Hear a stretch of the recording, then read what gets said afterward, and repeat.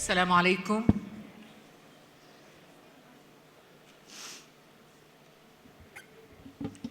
بسم الله الرحمن الرحيم. أصحاب السعادة والسماحة والنيافة، الحضور الكريم في هذه الجلسة، نرحب بكم جميعاً. أهلاً وسهلاً بكم إلى هذه الندوة من ندوات مركز الدوحة لحوار الأديان.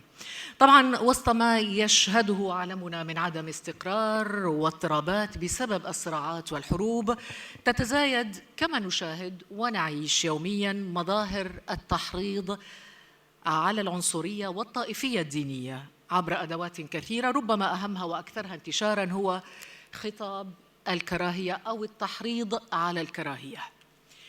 ذلك الخطاب الذي تم مناقشة أسبابه في الجلسة التي سبقت هذه الجلسة، وتمت مناقشة أسبابه ودوافعه ومخاطره أيضاً في المحور الأول من محاور المؤتمر. لكن نحتاج بالتأكيد لاستكمال الصورة أن نتكلم عن أنماط أشكال خطاب الكراهية وخطورته أيضاً، وتأثيره على التعايش السلمي، وكذلك دور خطاب الكراهية كأداة للتحريض على العنف وعلى الإرهاب. كما سنتحدث في هذه الجلسة أيضاً نتحدث عن التوظيف السياسي لهذا الخطاب لخطاب الكراهية، وعن العنصرية المتزايدة بسبب تنامي خطاب الكراهية خصوصاً ضد اللاجئين والأقليات الدينية، وكذلك التمييز ضد المرأة. وهنا لابد أن نشير إلى دور السوشيال ميديا المساعد كما نعلم في نشر خطاب الكراهية والتطرف، خصوصاً في ظل غياب آليات الرقابة على وسائل التواصل الاجتماعي.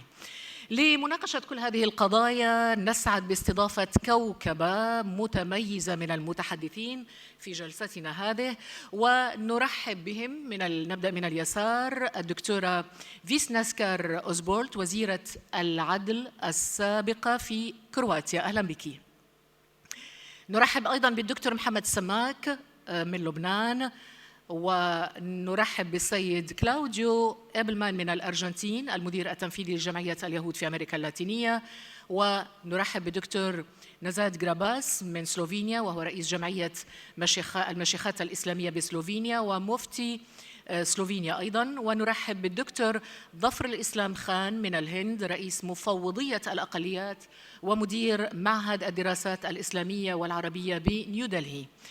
ونرحب بكم أنتم أيضاً مرة أخرى، ونفتتح هذه الجلسة النقاشية مع الدكتورة فيسناسكار أوزبولوت، وزيرة العدل السابقة في كرواتيا، أهلا بك مرة أخرى. دكتورة، حديثنا عن خطاب الكراهية، لكن دعيني أولاً أعطي فكرة عن الدكتورة فيسناسكار أوزبولوت. كنت مستشارة الرئيس الكرواتي بين عام 90 إلى 99.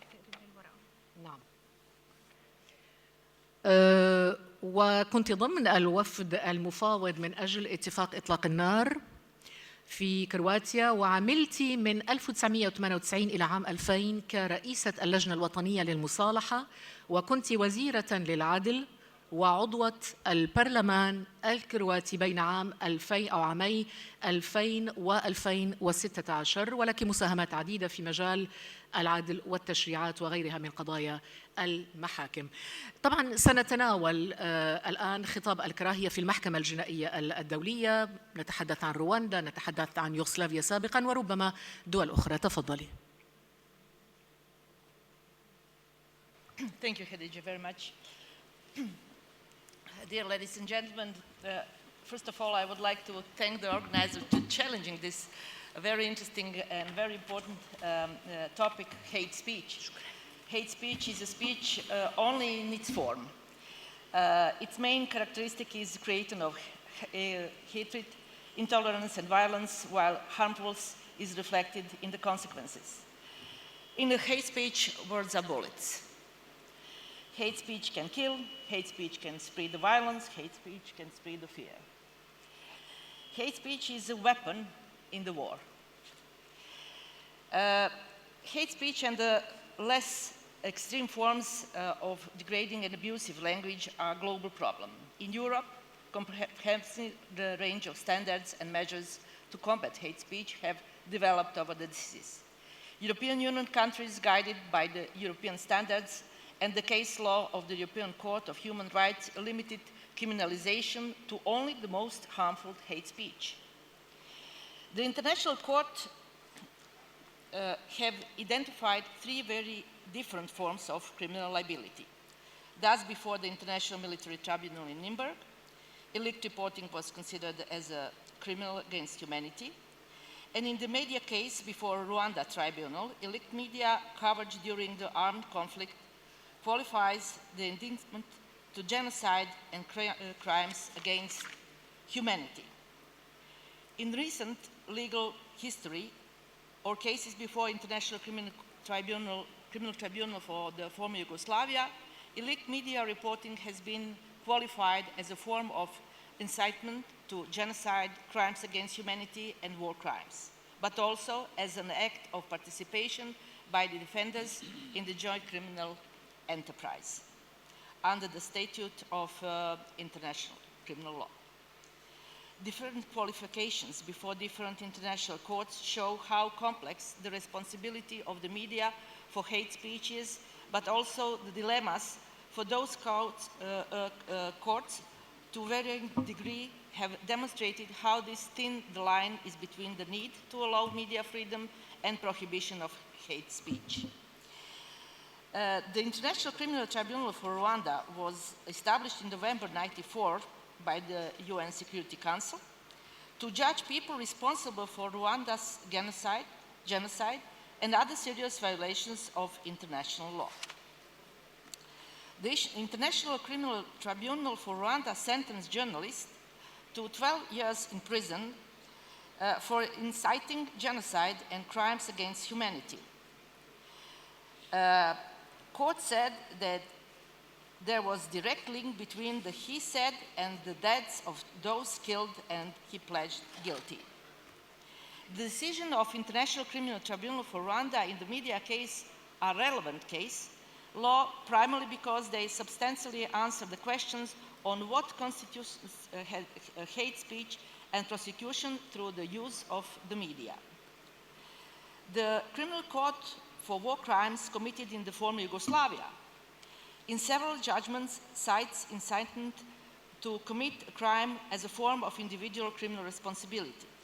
The Hague prosecution did not prosecute journalists, editors, or media directors from the former Yugoslavia, but responsible military and political executives who were incited or convicted for inciting others to commit war crimes.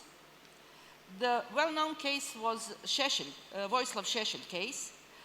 Šešelj was political founder and president of the Radical Party in Serbia and member of Serbian National Assembly. And his voluntary paramilitary units joined with other Serbian military groups, occupied towns and villages across Croatia and Bosnia and Herzegovina, and killing, robbing, and torturing non-Serbian civilians. He said publicly that no Croat or Bosnian be allowed to leave the town alive. After that sentence and after that public message, 200 people from Vukovar hospital were killed. Another very famous ICT case was Radoslav Vrđani case. That case brought before, he said, actually he made open the call for the killing of prominent Bosniaks, Muslims. He spoke openly against mixed marriages and suggested that children from mixed marriages should be thrown out to the river, and those that would emerge would be Serbian children. He said that he was stating that for every killed Serb in Sarajevo, 2 Muslims should be killed in Banja Luka. Peter Maas, well-known American journalist, wrote in the book Love Your Neighbor that Vrđanin and other Serb leaders in Krajina wanted to transport Bosniak and Croat populations with livestock wagons to Zenica. They called it human relocation. He was sentenced to 32 years in prison for hate speech, and the sentence would be reduced to 30 years by the final judgment. He was transferred to Denmark, and I think he's still there. The jurisprudence indicates that certain types of speech acts may be crimes of themselves as direct or public incitement to genocide and prosecution and potentially on other human acts. The crime of direct and public incitement to genocide was established as one of the acts prohibited by the United Nations Convention on the Prevention of Punishment. Hate speech is a part of any state organized prosecution and serves to psychologically prepare the population of state for certain crimes planned by its leaders, and it has therefore been recognized, particularly in the years since the Yugoslav crisis and Rwanda case, that the presence of the hate propaganda may indicate impending violence and conflict. Thank you.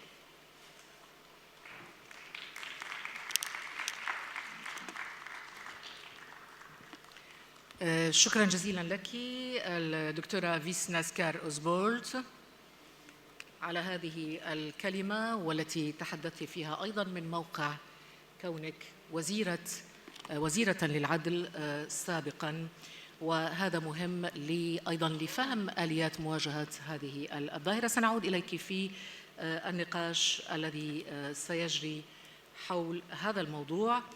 نرحب بالدكتور محمد السماك المعروف والذي يشارك منذ زمن في منتديات الحوار ولقاءات الحوار بما فيها منتدى سانتيجيديو للحوار. الدكتور محمد السماك من الجامعة طبعا حاصل على شهادة الدكتوراه من الجامعة الأمريكية اللبنانية في بيروت. أنت أمين عام اللجنة الوطنية الإسلامية المسيحية للحوار في لبنان، وأنت أمين عام القمة الروحية الإسلامية في لبنان. أنت أيضا عضو مجلس رؤساء منظمة الدين من أجل السلام في نيويورك، وعضو أيضا في مجلس إدارة مركز الملك عبد الله بن عبد العزيز للحوار في فيينا. والدكتور محمد السماك حائز على أوسمة عديدة، أوسمة تقدير من إيطاليا، من الأردن، من الفاتيكان، ومؤلف للعديد من الكتب التي تهتم بحوار الأديان والثقافات أيضا. دكتور محمد السماك، طبعا صعب أن نختصر الظاهرة في جلسة، ولكن لو تحدثنا عن أشكال هذه الظاهرة، الخطاب الكراهية، ماذا تقول؟ شكرا. Shall I speak in English or? Okay. Let me start very simply by underlining the fact that when we speak about Islamophobia, we should realize that there are two kinds of Islamophobia. Islamophobia, which is based on hatred, and Islamophobia, which is based on misinformed or misjudgment and ignorance. In the first place, ignorance. And these two are two coins, two faces of the same coin. Now, when we say the Islamophobia, which is based on hatred, it didn't come like this. I'll give you just two references to realize the fact that it is very well made and with intention. It didn't come like that.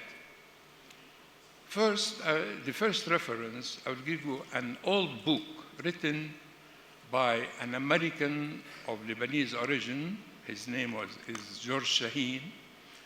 He wrote about the image of the Muslim and the image of the Arab in Hollywood films. His name is Jack Shaheen. And in his book, which the title of the book, Real bad Arabs, real R-E-E, not real, real, that's the cinema real bad Arabs. He focuses on the continuous intention of showing the Arabs and Muslims as bad people, treacherous and killers and all these bad adjectives to the Muslims and the Arabs. And this is an old and it created the culture of hating Arabs and Muslims. It started from Hollywood without realizing what is behind it, but it made this negative image of the Muslims and the Arabs. But nowadays, there is something more fundamental, and let me say, more very well prepared through education and politics. There is a new book now published by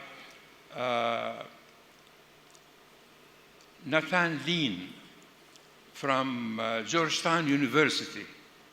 The name of the book is The Manufacturing of Islamophobia. How Islamophobia is manufactured, is how it is made, and why it is made, and who is doing it. Scholars, press people, religious people, social institutions all work together in order to show a very negative, and to create, not to show, to create a negative image of the Muslim. And this book is available. It's published by the Georgetown University. So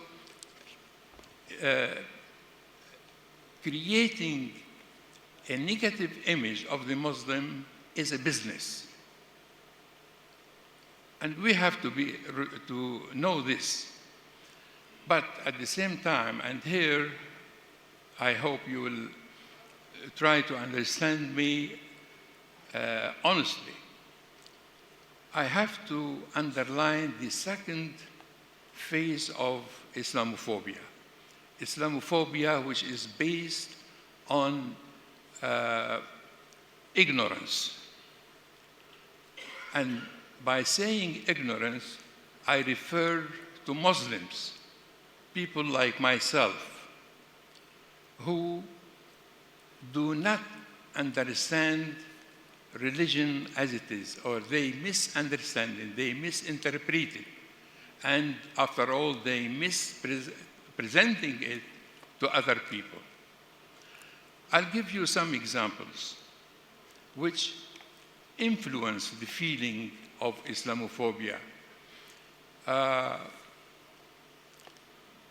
You see, in Islam, during the Hajj period, it is customary for Muslims to make what we call al-dhabiha,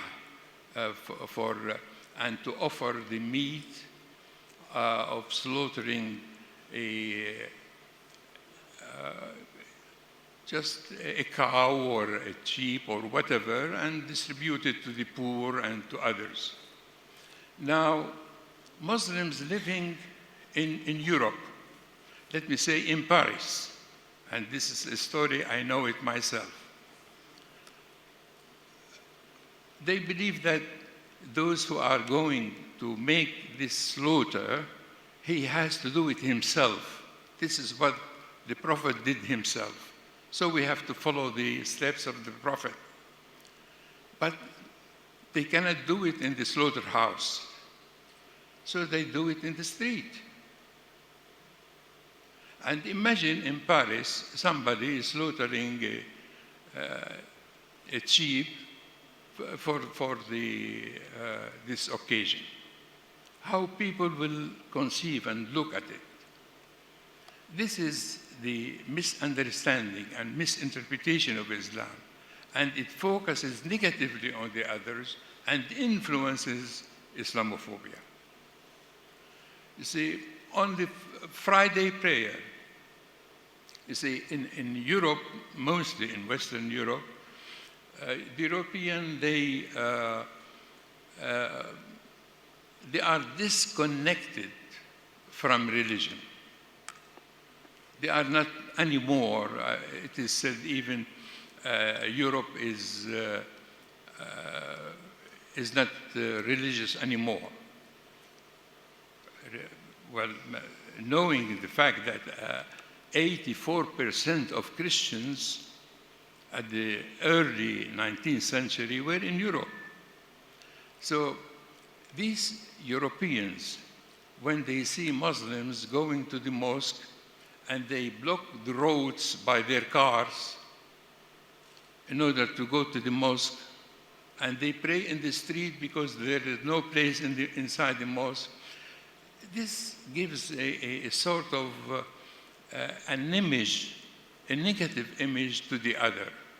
And this will influence more and more the feeling of Islamophobia. You see, there is a verse in the Quran that says, religion to God is Islam. And God will not accept any other religion. إِنَّ الدِّينَ عِنْدَ اللَّهِ الْإِسْلَامِ وَمَنْ يَبْتَغِي غَيْرَ الْإِسْلَامِ دِينًا فَلَنْ يُقْبَلَ مِنْهُ. Now, the understanding, the misinterpretation of this text, that Islam is only what Prophet Muhammad came with. But Islam started with Abraham, not with Muhammad. It finished with Prophet Muhammad, but it started with Abraham. And it is all the way from Abraham to Muhammad is Islam. That's why Prophet Muhammad says, إِنَّمَا بُعِثْتُ لِأُتَمِّمَ مَكَارِمَ الْأَخْلَاقِ. I have been sent to continue the good conduct. This continuation is not well understood. It is misunderstood. And it is misrepresented with other people. So we consider all those who are not Muslims are kafirs, and we don't have to deal with them, and so on and so on. And this will influence more and more Islamophobia. That's why we have to focus not only on the Islamophobia, which is based on hatred, but also on Islamophobia, which is based on misunderstanding and misinterpretation. And when these two waves, the wave of Islamophobia of hatred and the wave of Islamophobia of misunderstanding, when they come together, we have a tsunami of hatred. And that's why we have to look deep, not only into the others, but we have to look deep into ourselves so we can correct, re-educate ourselves and our people how to live with the other, how differences are created by God and protected by God, and it is only God will charge us, and only on the day after, not in this day. That's why I'm sorry I've been, but I have, my paper is already, I gave it to the administration here in the conference, and I hope we'll be discuss it more. Thank you. شكرا للدكتور محمد السماك. رغم أنني أشعر شخصياً بأنه هناك تحميل لمسؤولية كاملة للجانب الذي يعني سلوكياته فيها جهل وسوء فهم. هل هناك طرف آخر أيضاً سبب في انتشار هذه الإسلاموفوبيا، أم أنه فقط هذا المسلم الذي لا يعرف كيف يتصرف يوم العيد ويوم الجمعة أمام المسجد ويسد الطرقات في باريس وفي العواصم الغربية؟ هناك أطراف أخرى تساعد على انتشار الإسلاموفوبيا. أين دور القيادات الدينية؟ أين دور صناع الرأي في تصحيح هذه السلوكيات؟ ربما نناقش هذه الأمور فيما بعد. شكرا لك دكتور. نرحب بالدكتور بالسيد كلاوديو إبلمان من الأرجنتين، أنت المدير التنفيذي لجمعية اليهود في أمريكا اللاتينية، لمجتمع كونغرس اليهودي بأمريكا اللاتينية، وهو فرع من التجمع اليهودي العالمي، وأنت سفير حوار الأديان. أنت أيضاً ممثل هوليسي للتجمع اليهودي العالمي، وأنت عضو في الكثير من المؤسسات والجمعيات على المستوى المحلي والعالمي، بما في ذلك عضوية المنتدى الاستشاري لهيئة تسمى KAICIID، عضو لجنة مجلس لاتين أمريكا وكاريبيا لقادة الأديان، وعضو مجلس إدارة مركز الدوحة هنا لحوار الأديان، ومهتم بحوار الأديان عموماً وبين المسلمين واليهود خاصة. لك مساهمات في اختراع أدوات لرصد ومتابعة ومناهضة السامية وجميع أنواع العنصرية والتمييز العرقي عبر الإنترنت كما وردني في سيرتك الذاتية.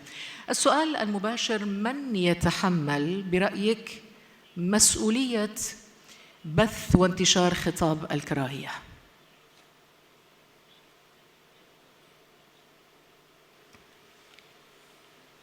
First of all, I want to thank to the organizers for allowing me to be here, and also to thank to all of you for allowing me to learn from your wisdom through your presentations and the conversations we have in the coffee breaks and the lunch, which is an opportunity to meet each with the other.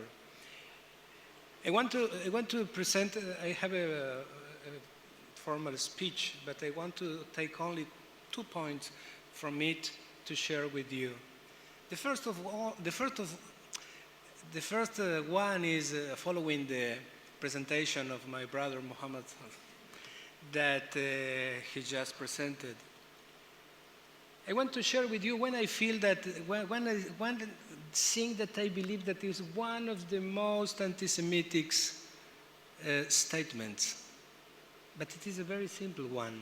I am not speaking about an attack, I am not speaking about violence, but when I meet a person that I don't know and look at me and begin to look to me and say, you don't look as a Jew.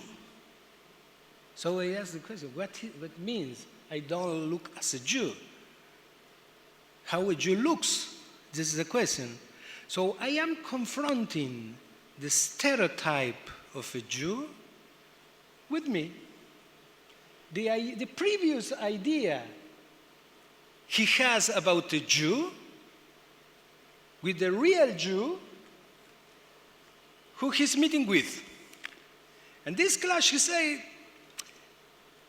instead saying, I had a stereotype, a misunderstanding, a misinformation, he said, you don't look as a Jew because I am right, which is the image of the Jew, and you don't fit with it.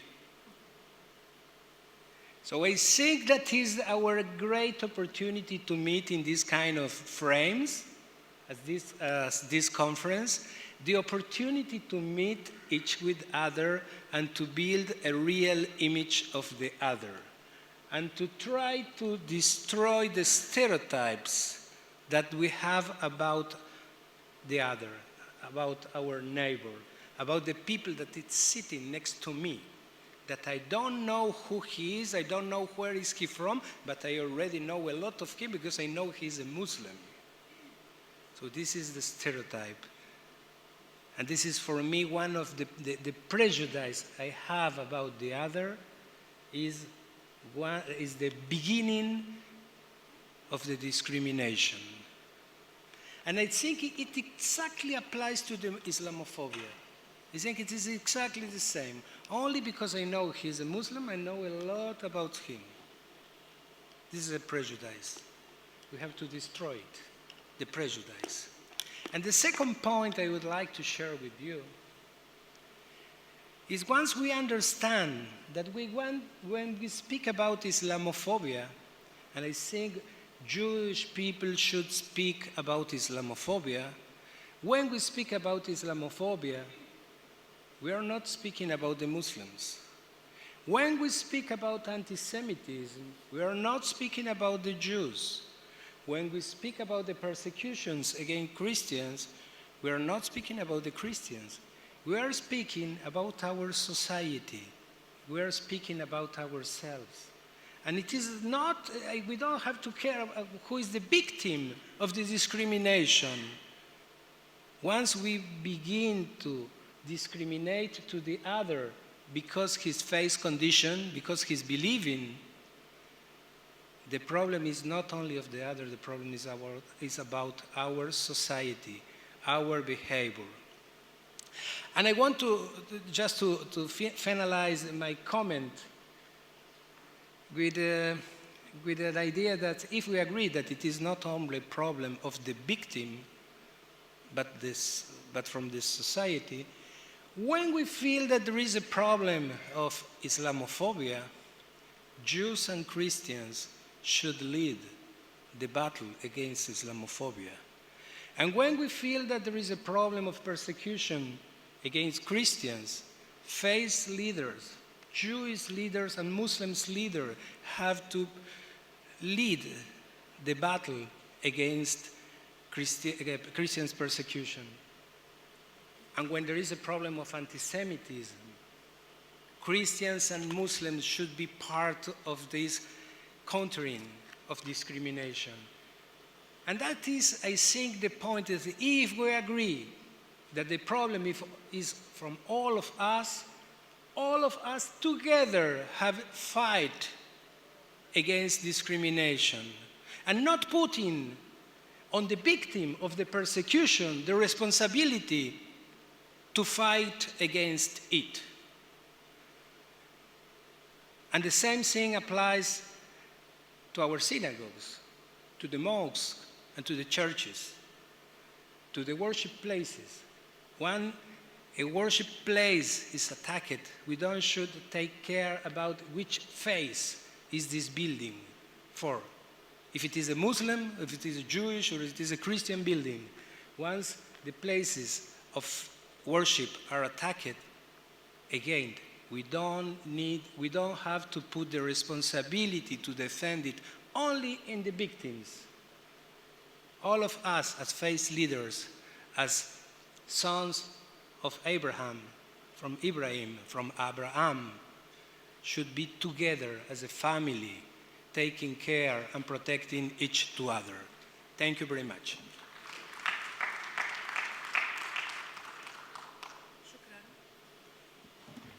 شكرا لسيد كلاوديو إبلمان. وهناك بالتأكيد نقاط كثيرة ستثار خلال النقاش حول هذه الصورة النمطية، كيف تم بنائها وكيف يمكن أن تتغير، وبعدها السياسي أيضا، لأنه لا تتعلق فقط بالمسائل السلوكية، ولكن بالتأكيد هناك أبعاد سياسية في هذا الموضوع. شكرا لك. أرحب بالدكتور نزاد جراباس من سلوفينيا، رئيس جمعية المشيخات الإسلامية بسلوفينيا. دكتور نزاد، أتمنى أن أكون قد نطقت الاسم صحيحا. أنت مفتي التجمع الإسلامي بسلوفينيا وأستاذ جامعي بكلية الدراسات الإسلامية بسراييفو، وفي كلية اللاهوت بجامعة ليوبليانيا بسلوفينيا. أنت محرر لأول برنامج عن حوار الأديان، والذي يتناول موضوعات متعددة في الإسلام والنصرانية في سراييفو. حضرت في العديد من الجامعات وشاركت في الكثير من الأعمال الأكاديمية والبحثية.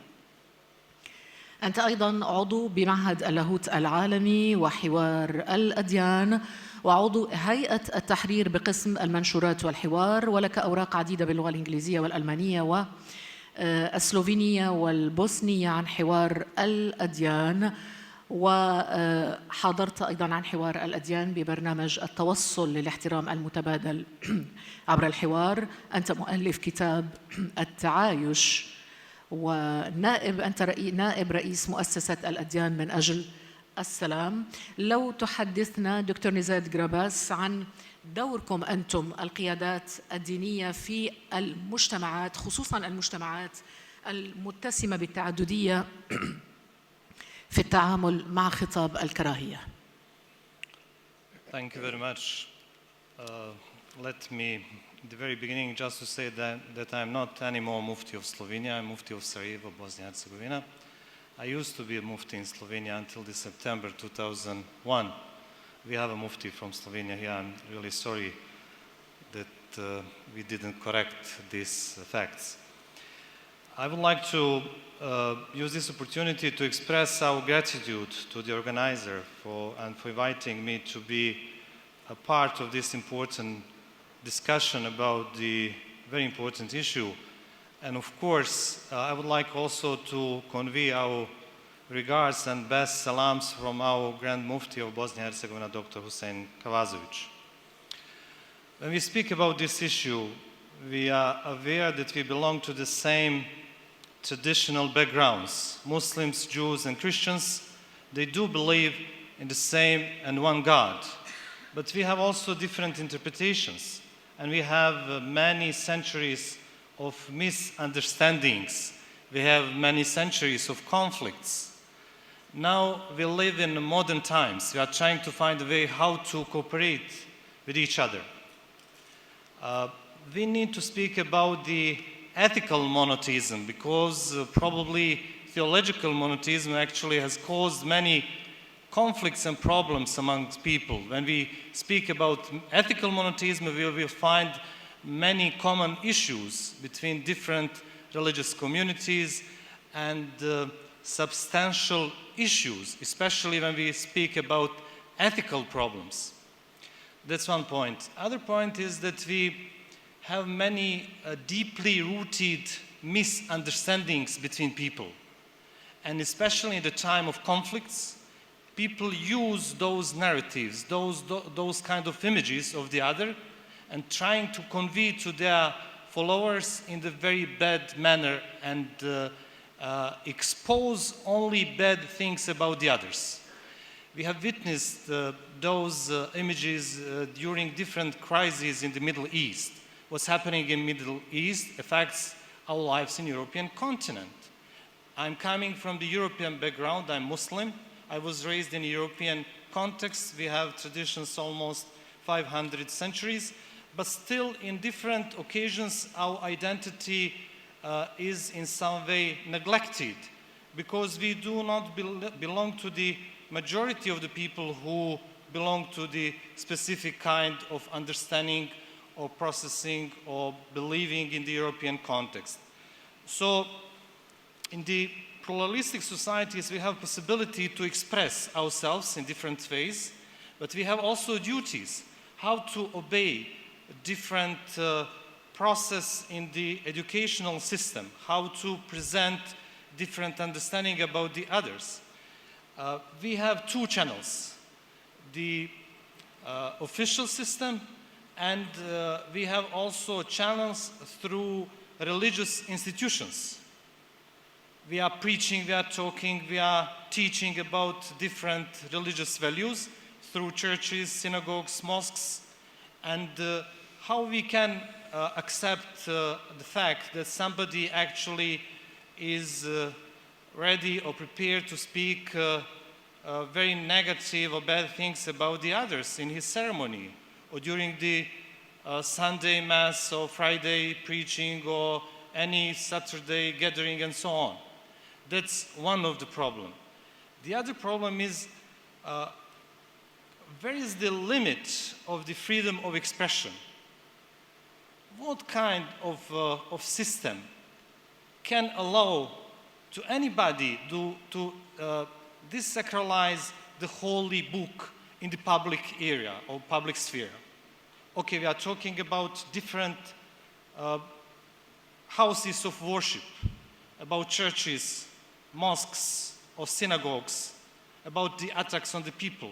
But we have a new phenomenon. What's happening in the modern Europe, in the modern pluralistic societies, that somebody misuses the holy book Quran and trying to desacralize that book in the street. And he is actually in some way under the protection of the state. Is that leading to the hatred or hate speech or hate behavior and so on? Is that some way to incite people to to incite the violence or not. So in the modern context, of course, we are trying to find a way how to speak about Islamophobia, about anti-Semitism, about the protection of the rights of Christians and so on. I would like to stress that the Pope has helped a lot during the different crises in the European context, because he had a very clear statements about different issues. And when the great Imam or Sheikh al-Azhar actually has also started to be this process of trying to create a new type of dialogue between two big religions, Islam and Christianity, some things actually can be decreased on the global level concerning the issues Christians and Muslims relationship. But Islam and Christianity and Judaism are not only religious and theological phenomena. They have also some political powers.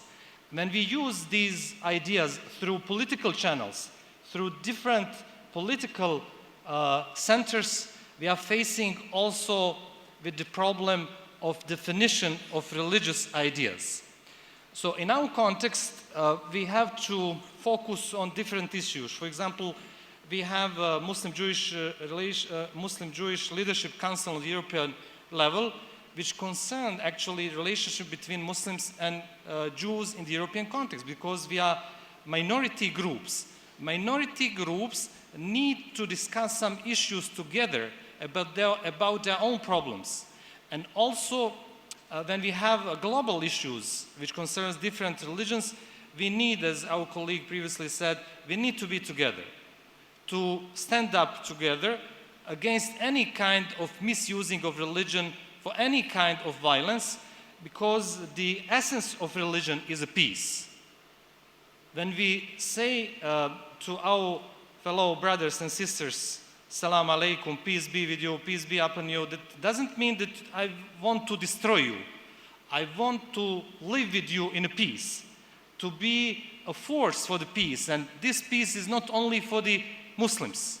This peace is for the whole entire human beings and human mankind. Actually, in our understanding, of course, there are different interpretations. We can open different issues, but the core and essential message of our religion is that we need to try to find a way how to coexist with each other, and also how to understand the modern secular societies which are very offensive against any kind of religious expression.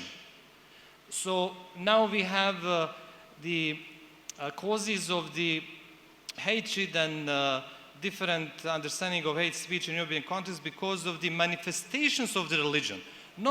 We are not talking about the substantial issues which I mentioned at the very beginning of my speech about the ethical values which actually connect people, but we are talking now about manifestations of religion, how do people do perform their prayers, how people wear their different religious symbols and so on. We have many possibilities, and we do believe that we need to strengthen our cooperation between different individuals and institutions in European context.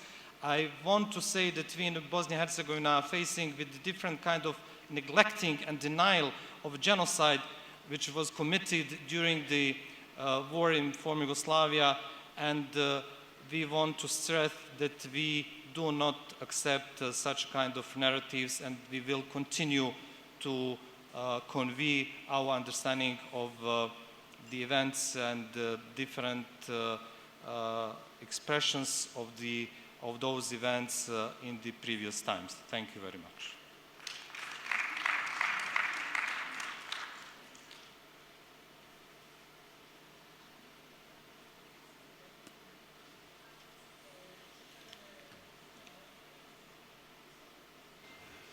شكرا لدكتور نزاد جرابا. سلوفينيا تكتمل الصورة أكثر بصوت مسلم من أوروبا، الإسلام الأوروبي، والجميل أنه في تكامل للصورة من خلال ما ذكره الدكتور محمد سماك من سلوكيات المسلمين في أوروبا، وأيضا من خلال ما ذكره الآن الدكتور نزار جراباس من الجهات الرسمية الأوروبية التي كما قال تحمي بعض السلوكيات الخاطئة مثل حرق القرآن الكريم الذي يجري تحت حماية الشرطة. وهنا ربما الصورة تكتمل من الجهتين، سلوكيات الناس وسلوكيات الجهات الرسمية في نفس الوقت. نذهب الآن إلى الدكتور نهاد أو عفوا الدكتور ظفر الإسلام خان. درست دكتور ظفر الإسلام خان بجامعات الهند ومصر وبريطانيا، وحصلت على الدكتوراه من جامعة مانشستر البريطانية، وعملت في بريطانيا والهند. أنت مدير معهد الدراسات الإسلامية والعربية بنيودلهي ورئيس تحرير مجلة علمية مشهورة هناك، وأنت مؤلف ومترجم لحوالي 50 كتاباً باللغات العربية والأردية والإنجليزية، وترجمت أيضاً كتاب الإسلام يتحدى، وأسهمت بالكثير من المقالات في دائرة أو إلى دائرة المعارف الإسلامية، ونظمت نحو 10 ندوات كبيرة بلندن ونيودلهي، منها الندوة الدولية للحوار بين الإسلام والأديان الشرقية بدلهي الجديدة أو نيودلهي. أنت معلق أيضاً على قضايا الإسلام وجنوب آسيا في القنوات التلفزيونية والإذاعية الهندية والأجنبية، وانتخبت رئيساً لمجلس الشورى الإسلامي لعموم الهند ل3 فترات، وعينت رئيساً لمفوضية الأقليات بنيودلهي سنة 2017، وهي هيئة حكومية للمحافظة على حقوق الأقليات. وربما الوقت مناسب لنسأل الدكتور ظفر الإسلام خان، خصوصاً الآن في ظل ما تشهده الهند عن أسباب وأشكال تنامي خطاب الكراهية في الهند ضد الأقليات. شكراً. حديثي أصلاً كان عن الهندوتوا، وهي إيديولوجية القومية الهندوسية، والذي ترونه في الهند الآن وتسمعون عنه من اتحاد ومن مسائل كثيرة في الحقيقة يعني تتجدد ويثيرونها من وقت إلى آخر، هي بسبب الهندوتوا القومية الهندوسية، وهي ليست أيديولوجية دينية ولكنها أيديولوجية سياسية ظهرت قبل قرن.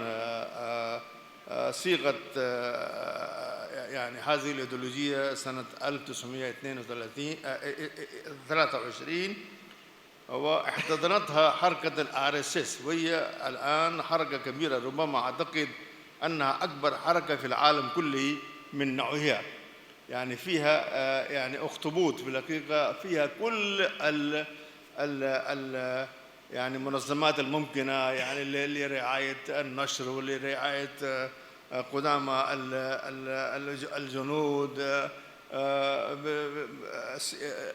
في السياسة. الحزب السياسي الذي يحكمنا الآن حزب الشعب الهندي أو بارتي جنتا بارتي، فأيضا فرع من الRSS. فهذه الفكرة أصلا هي تقوم على شقين. أولا توحيد الهندوس، لأن الهندوس في الحقيقة ليسوا شيئا واحدا، وإنما هناك آلاف الأفكار وآلاف الشعب الصغيرة جدا. يعني جاء الإنجليز هم الذين وضعوا هذا الاسم الهندوس. الشخص يعني كما تعرفون ربما يقولون 33 مليون إله عندهم، فكل قرية لها إله، كل مدينة لها إله، كل قبيلة لها إله، وهكذا. فهم أرادوا أن يوحدوا هؤلاء كلهم سياسيا، ولكن استخدموا لذلك الفكرة الدينية وهم بعيدون عن ذلك. وهناك كثيرون من الذين من المتدينين الهندوس يعارضونها، أنها تريد أن تدمر الفكرة الأصلية للهندوسية التي تقبل كل شيء. في الحقيقة الهندوسية الأصلية هي تقبل كل شيء، حتى الإسلام والمسيحية واليهودية كل شيء تقبله، يقول هذا أسلوب لعبادة الله. ولكن هؤلاء يقولون لا، فقط نحن نعترف بالأديان التي ظهرت في الهند، أما الأديان التي ظهرت في الخارج، اليهودية، النصرانية، الإسلام، لا نقبلها مطلقا، والذين يدينون بهذه الديانات وهم يعيشون في الهند هم ضيوف، هكذا يقولون في أدبياتهم، وأنا أحضرت بعضها في الحقيقة. هذا يعتبر كتاب التوراة بالنسبة لهم، يقولون فيه بالحرف الواحد أن هؤلاء ضيوف فقط، ولا بد أن يقبلوا ما يعطى لهم ولا يطالبوا بأي شيء. ويعني إلى جانب توحيد الهندوس وجدوا أن إثارة الكراهية ضد المسلمين أولاً وثم المسيحيين ثانياً هذا أسلوب يعني وجدوه مفيد جداً لفكرتهم، وخصوصاً المسلمين كانوا دائماً، ولكن الآن بما أنهم حكموا سابقاً، ولكن كانوا يحكمون على رأس تآلف من 23 حزباً فلم يكونوا أحراراً، ولكن هذه المرة عندما جاءوا يحكمون الآن من سنة 2014 بقيادة السيد مودي الذي هو رئيس وزرائنا، اتضح الصورة وهم الآن أحرار في الحقيقة، فيفتعلون كل شيء. أحيانا تسمعون عن لحم البقر، أحيانا تسمعون عن الأبقار، تسمعون عن جهاد العشق، تسمعون عن الحجاب، تسمعون. هذه الأيام قبل أسابيع بدأت قضية مطالبتهم بالمساجد، يقولوا كل هذه المساجد في الهند هي مبنية على معابد ولا بد من استعادتها. كل يوم في الحقيقة يعني يأتون بقائمة 2 و3 و4 من المساجد، يقولون لا بد أن نحفرها لكي نرى هل هناك في الأساس معبد لنا. أخذوا بالفعل كما تعرفون المسجد البابري بهذا الأسلوب، وهناك مساجد مهمة جدا في الحقيقة بالنسبة لنا بدأت قضايا ضدها في المحاكم الآن، رغم أن هناك قانونا هنديا صدر 1991 يقول أن ما عدا البابري، هكذا قال القانون، كل المساجد أو أماكن العبادة يعني غير المسلمين حتى هي ستبقى كما كانت عند يوم الاستقلال سنة 1947، ولكن الآن يعيدون الكلام في هذه الأمور ويطالبون بإلغاء ذلك القانون لكي ينفتح لهم الباب. ففي الحقيقة يفتعلون هذه الأشياء، وكما قال الدكتور محمد السماك أن هذا عن حقد وكراهية وليس عن جهل. هم يعرفون الإسلام جيداً ويقرؤون جيداً، وكتبنا موجودة باللغة الهندية، والقرآن الكريم نفسه مترجم في عدة طبعات باللغة الهندية، فهم يعرفون جيداً، ولكن هذا حقد لأنهم يجدون أن هذا مفيد جداً لهم في التحرك السياسي الذي يريدون.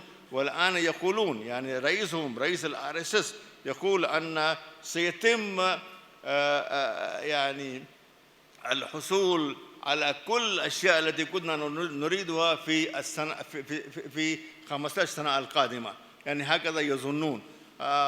طبعا ليس من الضروري أن هذا سيحدث، لأن هناك أطراف أخرى لا تقبل بهذا، وحاولوا أشياء كثيرة. قبل سنتين ربما سمعتم عن قانون الجنسية الجديد.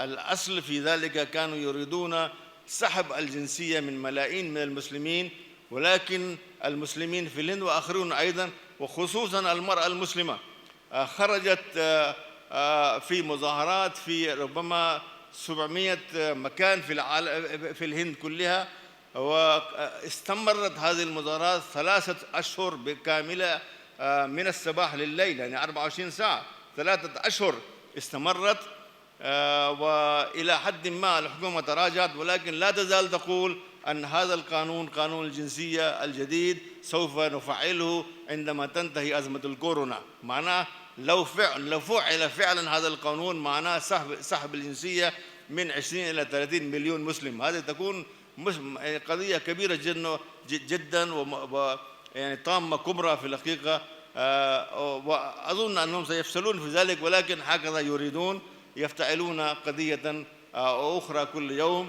وهذا عن إدراك، لأن هذا يفيدهم كما يرون يفيد مشروعهم السياسي. نعم. شكرا. شكرا جزيلا لك الدكتور ظفر الإسلام خان الذي أريد أن أوضح أيضا أنني كنت رئيس مفوضية الأقليات عندما يعني فكروا في هذا المؤتمر قبل سنتين. الآن أنا لست رئيسا، أنا الرئيس السابق. الرئيس السابق لي مفوضية الأقليات. نعم. شكرا على التصحيح، وشكرا أيضا لأنك أثرت نقطة ربما أيضا نرحلها للنقاش فيما بعد، وهي مسألة التوظيف السياسي لخطاب الكراهية. شكرا لك. نرحب بالدكتور نهاد عوض، مدير عام منظمة كير، مجلس العلاقات الإسلامية الأمريكية في واشنطن. طبعا عندما نتحدث عن الإسلاموفوبيا في الولايات المتحدة الأمريكية، الدكتور نهاد عوض لديه ما يقول في هذا الموضوع، خصوصا أنكم دكتور نهاد عوض نجحتم في تمرير قرار مهم، وهو قرار إنشاء مكتب خاص في الخارجية الأمريكية لرصد ظاهرة الإسلاموفوبيا. لو تطلعنا عليها.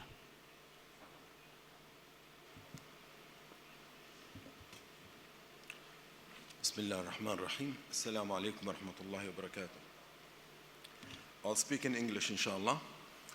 First, I would like to thank the Doha International Center for Interfaith Dialogue for inviting me for this important and timely meeting about interfaith dialogue. And it's an honor to share the stage with esteemed guests and leaders. My organization, the Council on American Islamic Relations, CARE, is headquartered in Washington, D.C., with 35 offices throughout the United States. It spans from dealing with civil rights abuses to Islamophobia to organizing American Muslims socially and politically. The organization was founded in 1994 in Washington, D.C. I will tell you a short story to know the nature of our work and the challenges American Muslims face. Jacob, 15 years old, young man with special needs. He is the son of an American Muslim who converted to Islam about in 2018 in the state of Minnesota. When his mother converted to Islam, Jacob became also Muslim. His mother decided to wear hijab. And obviously she started to pick him up from the school, and the students started to see a Muslim hijabi lady coming to pick up her special need student.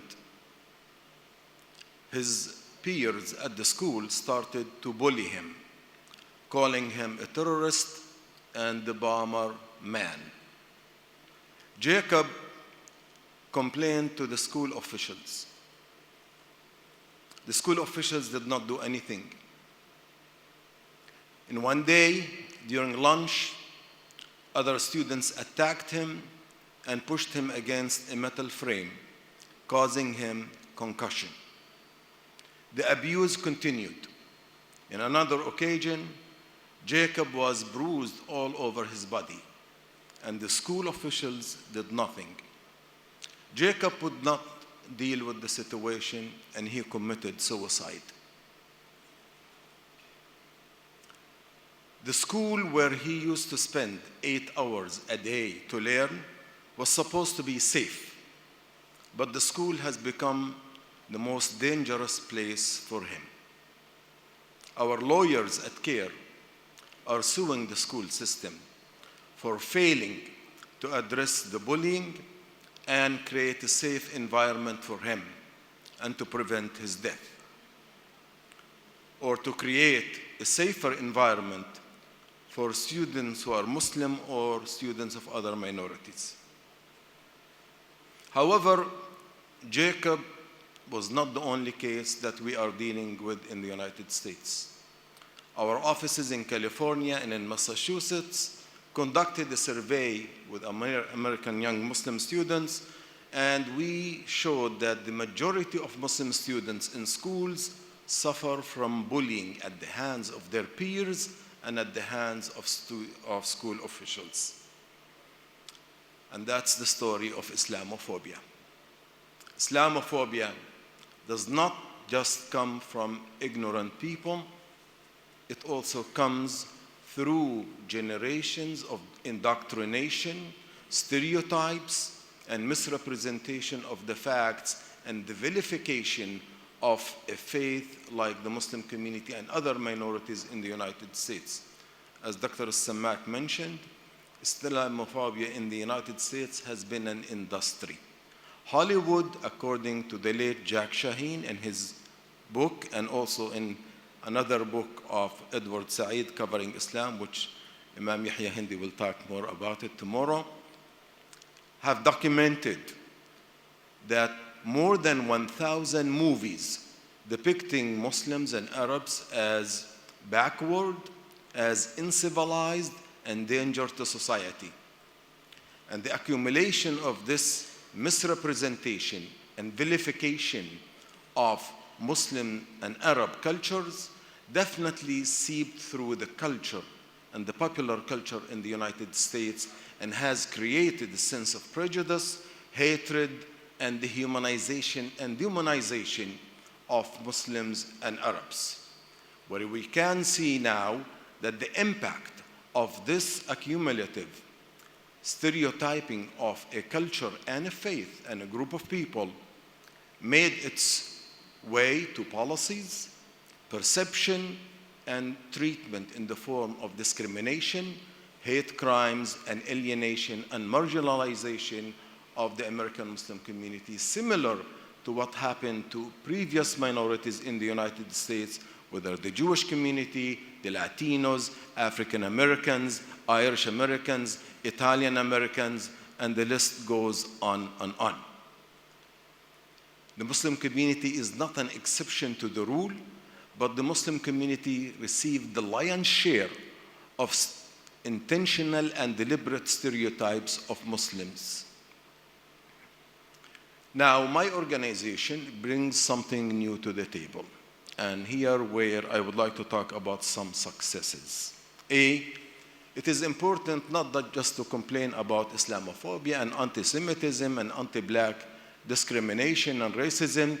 The phenomenon has to be analyzed, studied, researched, and countered scientifically and strategically.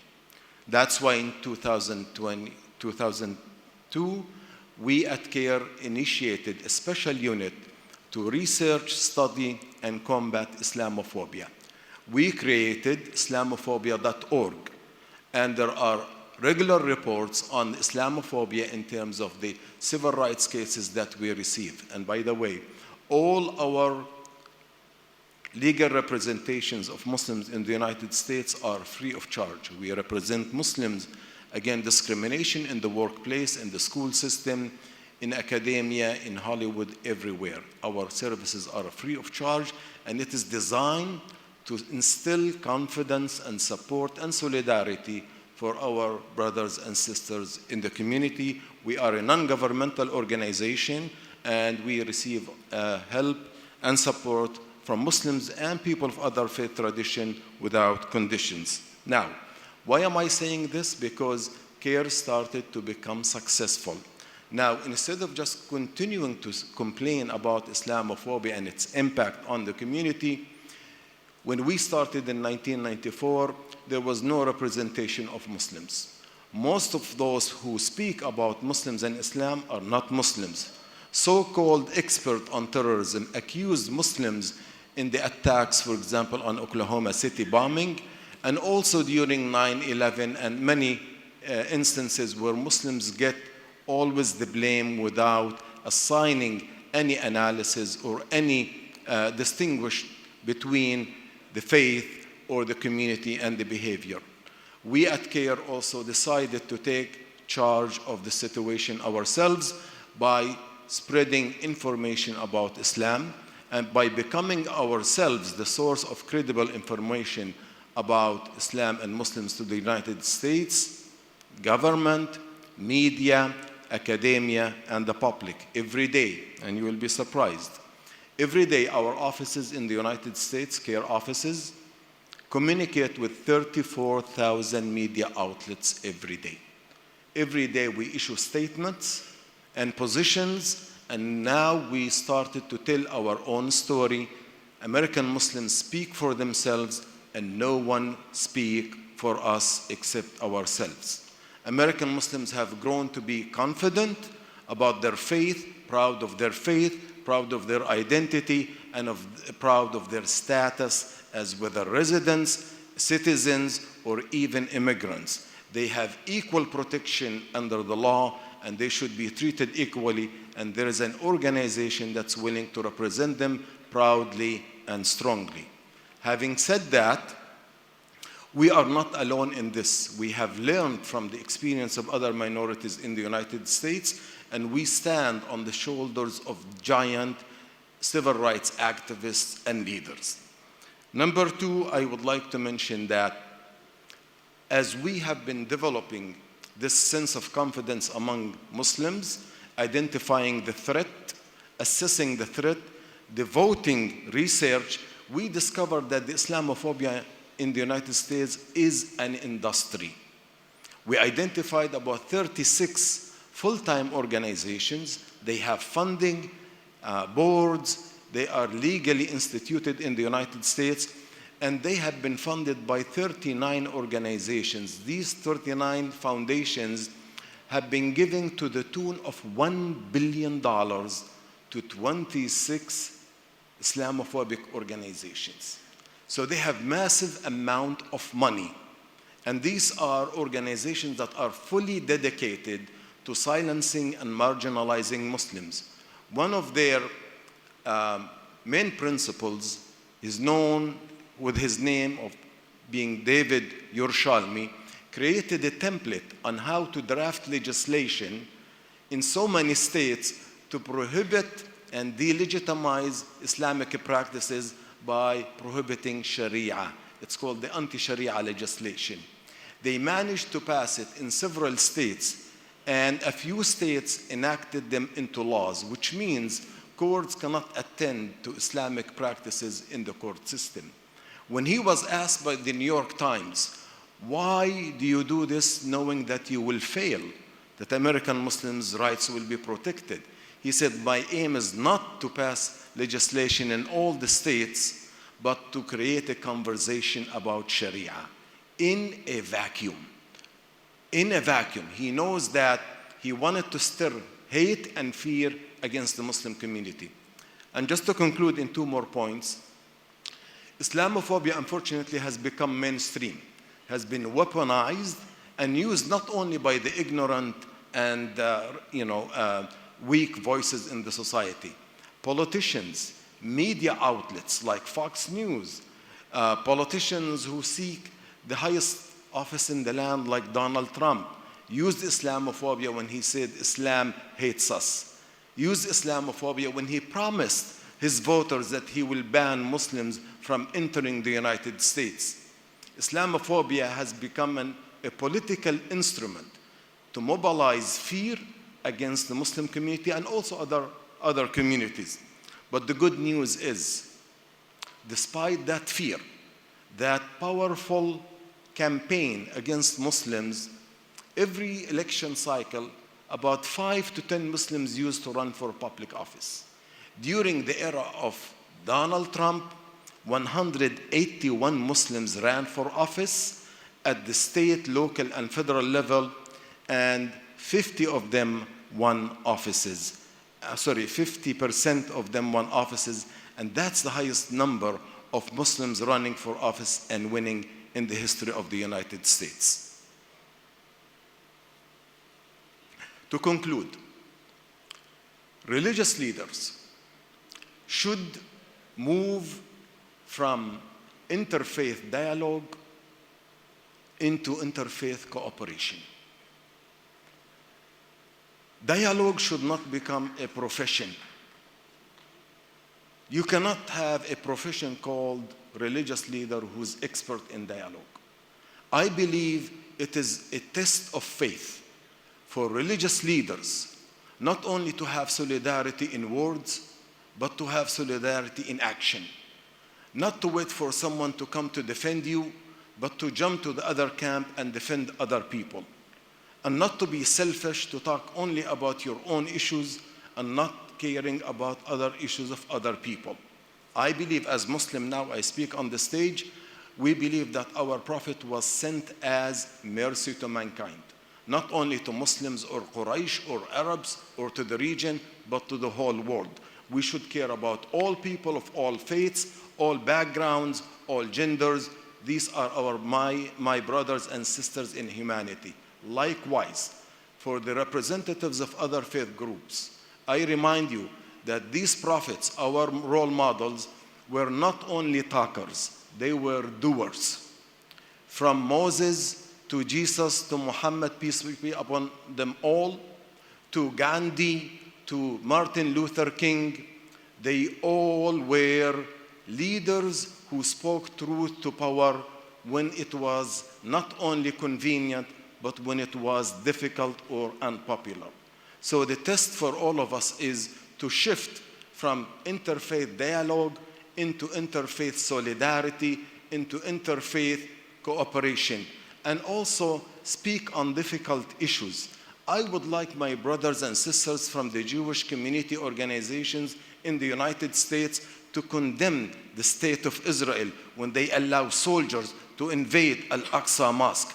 I would like to see leaders and organizations condemn the killing of Shireen Abu Akleh and desecrating her funeral. I would like all of us to stand and prevent an unfolding genocide in India, like we witnessed in Myanmar. And I would like all of us to stand up against any attack on any Jewish synagogue or Jewish community anywhere in the world. All of this is through interfaith cooperation and relations. Thank you.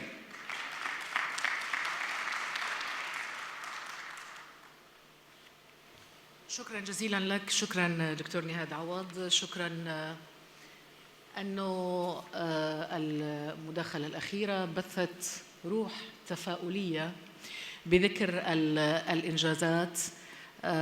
فعلا كما قلت دكتور، يعني من المهم أن لا نشتكي فقط، أن نكون بنائين، البناؤون على وزن المشاؤون. من المهم البناء، والبناء بتغيير الصورة، بتغيير الصورة النمطية، بربما دور للقيادات الدينية، دور للقيادات السياسية. هنا يمكن يطرح سؤال دكتور نهاد عوض فيما يتعلق بدور القيادات السياسية، لأن الموضوع لا يمكن أن نفصل بين خطاب الكراهية وبين السياسة. وهناك قرارات سياسية تطبخ على موقد، على نار موقد الإسلاموفوبيا. اليوم مع وجود شخصيات سياسية في الكونغرس الأمريكي مثلا من أصول عربية، شخصيات مسلمة، نواب في الكونغرس، هل هذا يبعث ربما جرعة أمل في أن يتغير الوضع نحو الأحسن؟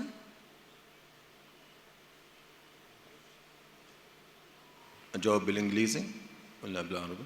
Okay, so for the benefit of everyone in English. Definitely, as I said, we are witnessing transformation on not only in the makeup but in the performance of American Muslims. And that's due to the nature of the political system and legal system that we have.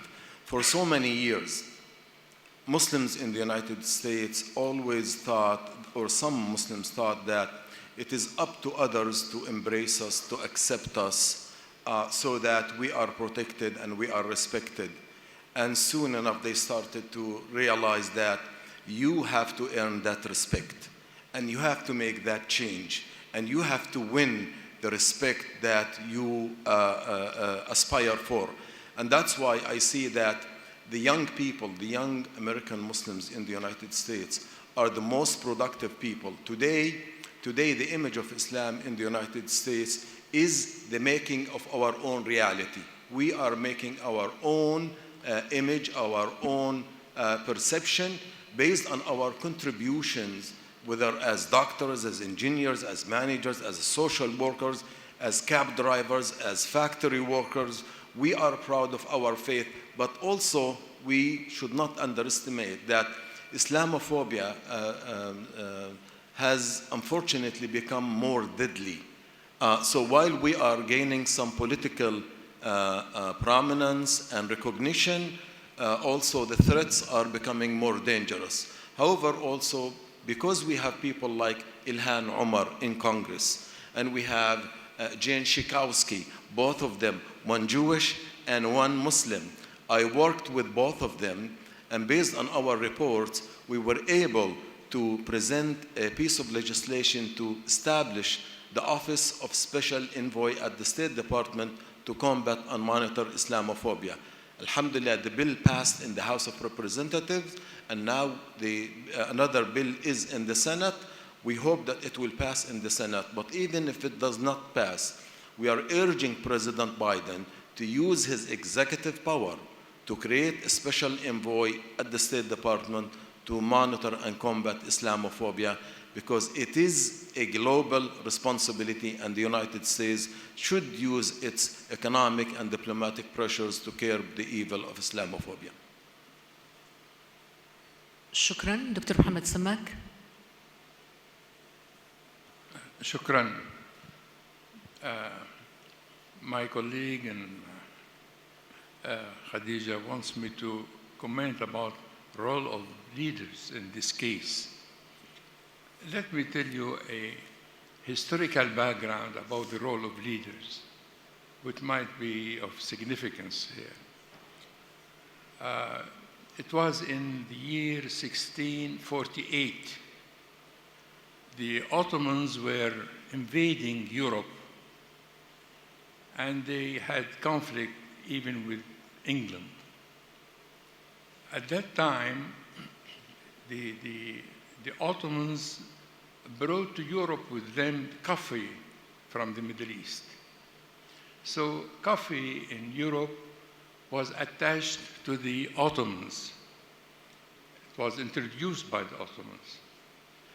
Now, because of this conflict, the Archbishop of Canterbury asked the House of Commons to prohibit the use of coffee in England, because it is an Islamic conspiracy against Christianity.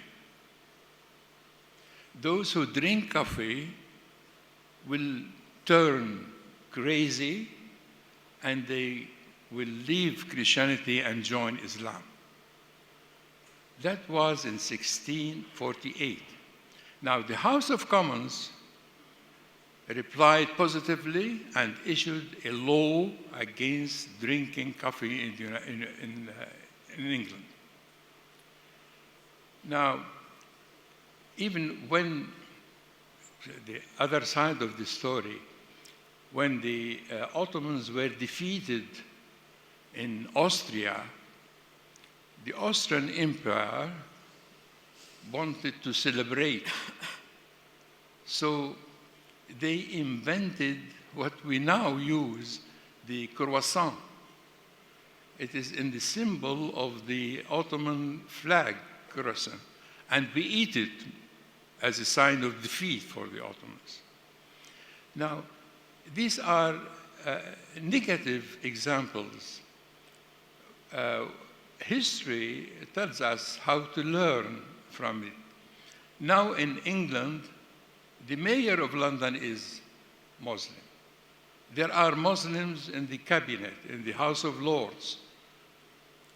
Things has changed. Even in Austria, the first country in Europe to recognize Islam as the part of the religion of the state. So we have actually not to stop at the negative side, but we learn from it in order to build bridges of reconciliation, of cooperation, and of mutual respect to build our future together. Thank you. شكرا لك. وبالمناسبة هذه معلومة جديدة، أكيد معي كثيرون هنا يأكلون كرواسون دون أن يعرفوا رمزية وهذا القصة التاريخية لجذور الكرواسون. طيب بالنسبة لي قانونيا، وهنا أسأل الدكتورة فيسنا سكار أوزبولت، كونك كنت وزيرة العدل في كرواتيا، هل يمكن أن ترقى أو يرقى خطاب الكراهية إلى توصيفه كجريمة حرب؟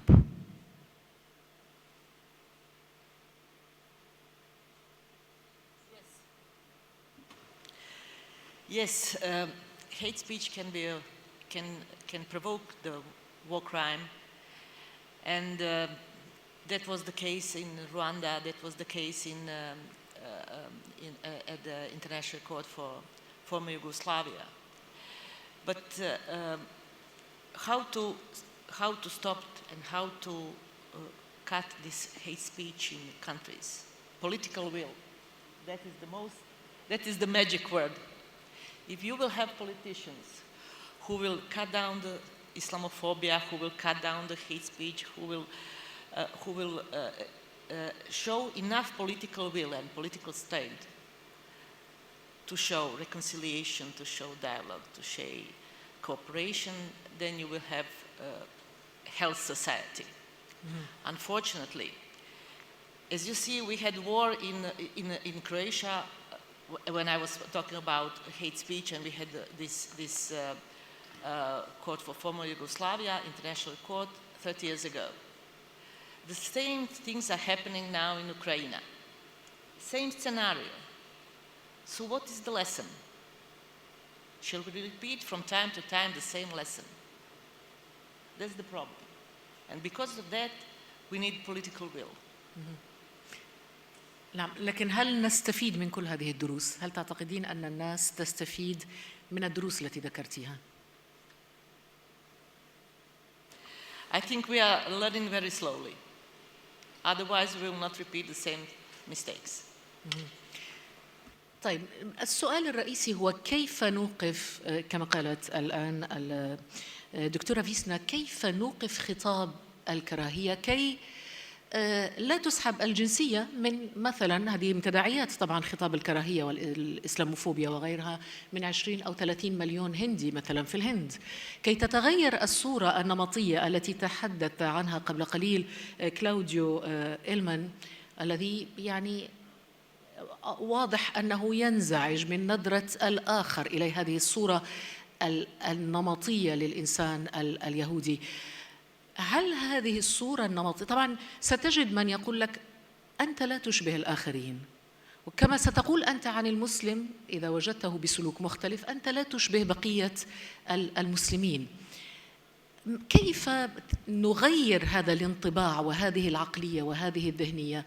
هل الأمر يتعلق فقط بسلوكيات أم له أبعاد أكبر من ذلك؟ لو سألتني أنا سيد كلاوديو سأقول لك أنا أو أي زميل في الجزيرة أنه أنا هذه الصورة النمطية مبنية على ما يعيشه الفلسطينيون، على اغتيال زميلة لي اسمها شيرين أبو عاقلة.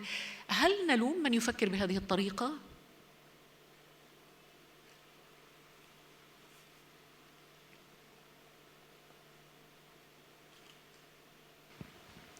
First of all, I think that when we speak in the level of countries and peoples, we speak about peace.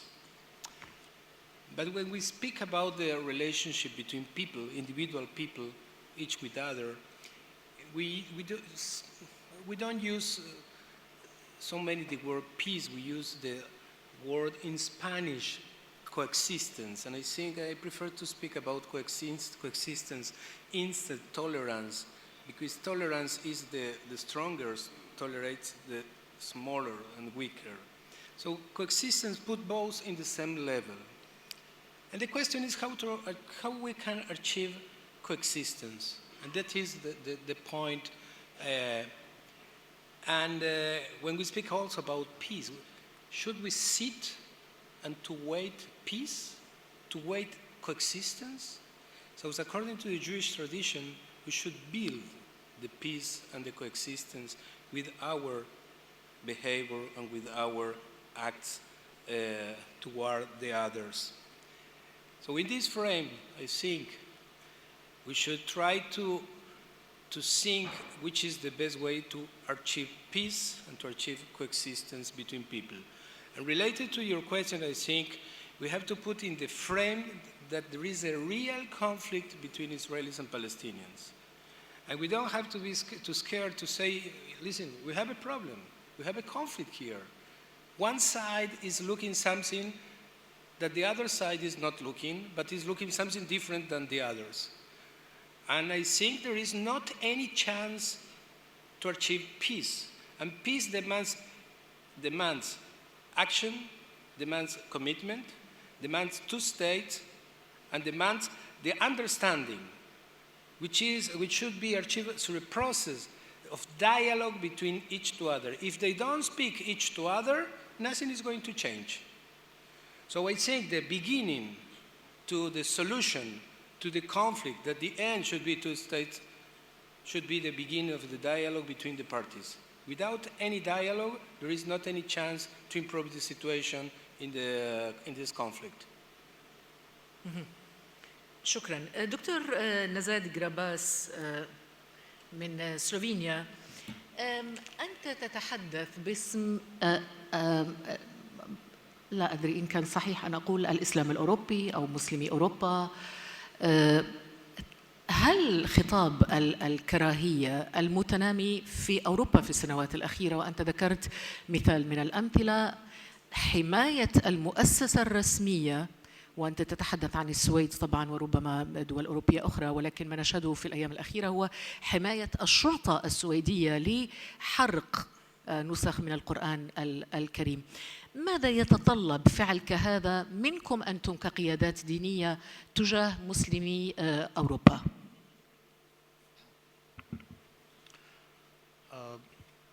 Of course, this is very difficult issue because in the European context we have different contextualizations.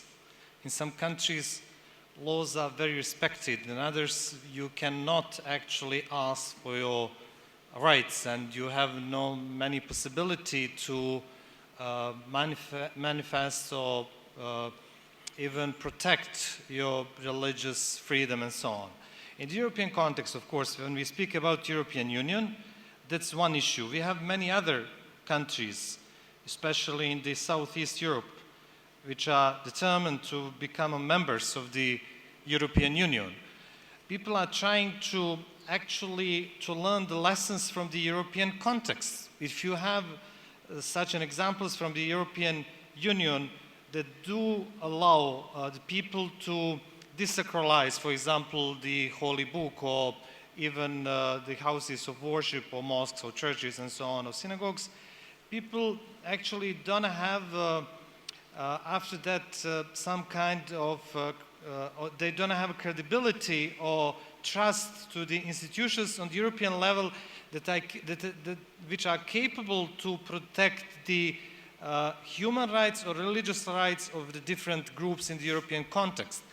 So we have many different examples in the European Union as such. In different countries, we can speak about protecting of religious rights in those countries. They have a possibility actually to present and to speak about their own issues. But in many other countries, they discuss about very bizarre things. For example, we have reduced the importance of Islam in some European countries only on the problem of wearing hijab in public sphere. So the problem of Islamophobia or hate speech in the European context is not only a very simplific issue. We have to be aware that we have a context of very deeply rooted prejudice and stereotypes which are transformed and transferred from the for the very long period through the history. I can remind you for the different books now and different writers on the European level who are very famous in this field. For example, there is a very important book about the creating of the myth about Muhammad ﷺ in the European context for 1,000 years. So the modern issue, how we are going to tackle with this problem of desacralization of the holy books, especially of the Holy Quran in the European context, is a really bigger challenge for all Muslims, and not only for the Muslims, for the people who speak about the human rights. We need to cooperate in this field with our colleagues from the Jewish and Christian backgrounds, because we want to protect some ethical values of all our traditions in the secular context. شكرا لك. نختم مع سؤال أخير لدكتور ظفر الإسلام خان، وبما أنه أشار الآن المتحدث إلى قصة الحجاب، طبعا كلنا نعرف التوظيف السياسي للحجاب، التوظيف السياسي خصوصا هذه الأيام، التوظيف السياسي في الانتخابات التشريعية الفرنسية مثلا لموضوع البوركيني، والتوظيف السياسي لكثير من القضايا. الآن في الهند هناك توظيف سياسي دكتور ظفر الإسلام، توظيف سياسي ل يعني خطاب الإسلاموفوبيا لأغراض سياسية انتخابية.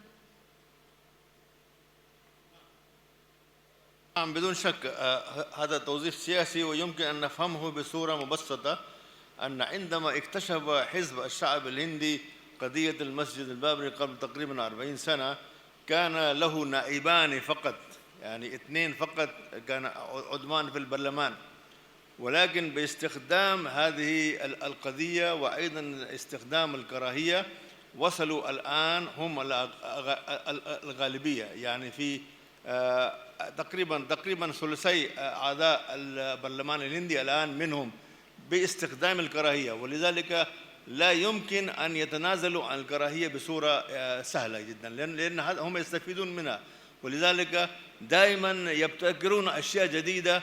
كما قلت يعني قبل أسابيع بدأوا يتحدثون عن تحويل مساجد إلى معابد، بيقولوا أن هذه أقيمت بعد هدم معابد، وهكذا يعني كل شهر أو شهرين يأتون بقضية جديدة.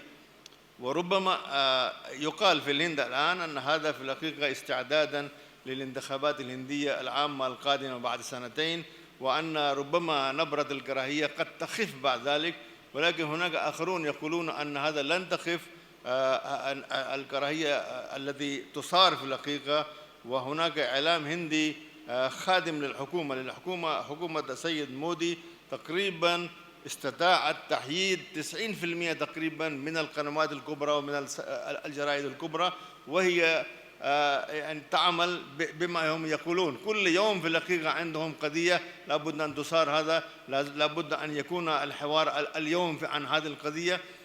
مثل الكورونا، يعني 3 أشهر ظلوا يقولون أن المسلمين في الهند عن خطة ينشرون الكورونا في الهند، وأنا شخصيا تدخلت لهذه الحكومة وأبطلت هذا. كانوا تقريبا 3 شهور يعني يتحدثوا، وهكذا يعني يجدون قضية جديدة دائما، فهم على ما أعتقد لن يتنازلوا، ولكن سيأتي يوم أن الشعب الهندي سوف يكره هذا، سوف يعني يصل إلى قناعة بأن هذا غير مفيد. هناك عقلاء كثيرون في الهند يقولون هذا غير مفيد للهند، ولكن عامة الناس هم في الحقيقة يعني كما يمكن أن يقال هم يعني سكارى بهذا، يعني هذا أصبح زي خمرة عندهم يستخدمونها ويصوتون لحزب في كل وقت، في الانتخابات النيابية العامة، في انتخابات الولايات، في انتخابات المجالس البلدية وما إلى ذلك. فخطاب الكراهية مستمر، وربما الشعب الهندي في وقت من الأوقات سوف ينتبه إلى أن هذا خطير، وهناك عقلاء كثيرون يقولون هذا خطير، ولكن عامة الناس لا. فربما سيأتي ذلك في المستقبل البعيد وليس في المستقبل القريب. نعم، شكرا جزيلا لك دكتور ظفر الإسلام خان، رئيس مفوضية الأقليات ومدير معهد الدراسات الإسلامية والعربية بنيودلهي. أشكر طبعا أنتهز مناسبة لأشكر جميع المتحدثين في هذه الندوة، الدكتورة فينساسكار أوزبورت وزيرة العدل سابقا في كرواتيا، شكرا لك، وشكرا للدكتور محمد السماك أيضا، وللسيد كلاوديو إبلمان من الأرجنتين، وشكرا للدكتور نزاد جراباس من سلوفينيا، والدكتور ظفر الإسلام وسبقا شكرته، شكرا لك مرة أخرى، والدكتور نهاد عوض مدير عام منظمة كير مجلس العلاقات الإسلامية الأمريكية في واشنطن. وشكرا لكم أنتم جميعا على متابعة هذا النقاش المثري المفيد لي شخصيا وبالتأكيد لكم أيضا، وبالتأكيد ما زال هناك جلسات مستمرة في منتدى أو مؤتمر حوار الأديان. شكرا لمنظمي هذا المنتدى أيضا، ولنا لقاء آخر غدا إن شاء الله. شكرا جزيلا لكم والسلام عليكم ورحمة الله وبركاته.